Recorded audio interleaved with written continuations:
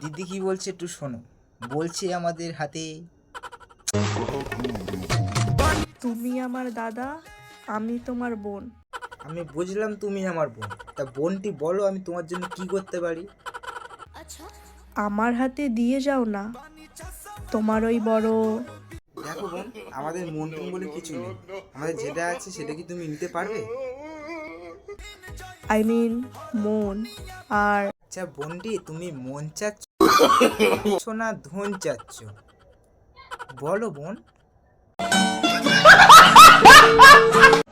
তোমরা যেটা ভাবছো সেটাও।